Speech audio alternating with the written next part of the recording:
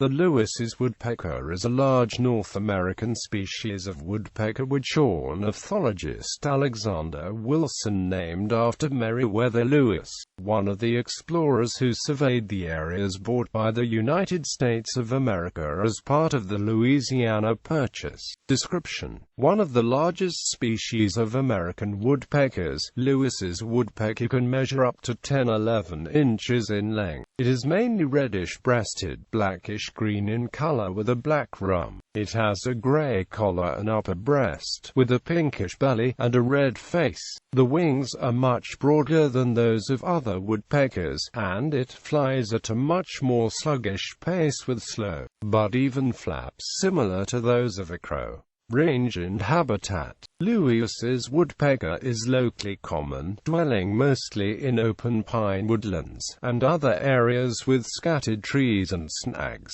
Unlike other American woodpeckers, it enjoys sitting in the open as opposed to sitting in heavy tree cover. It ranges mostly in the western to central United States, but can winter as far south as the U.S. border with Mexico and summer as far north as Canada. It has been seen in 3 Midwestern states, Michigan, Minnesota, and Wisconsin. Feeding: Lewis's woodpecker engages in some rather un-woodpecker-like behavior in its gregarious feeding habits. Although it does forage for insects by boring into trees with its chisel-like bill, the bird also catches insects in the air during flight, a habit that only a few other woodpeckers, such as the acorn woodpecker, the red-headed woodpecker, and the northern flicker, engage in. Lewis's woodpecker also feeds on berries and nuts, and will even shell and store nuts in cracks and holes in wood to store until winter. It will also feed at flat, open bird feeders where it might act aggressively toward other birds. Breeding: Lewis's woodpecker nests in a cavity excavated from a dead tree branch.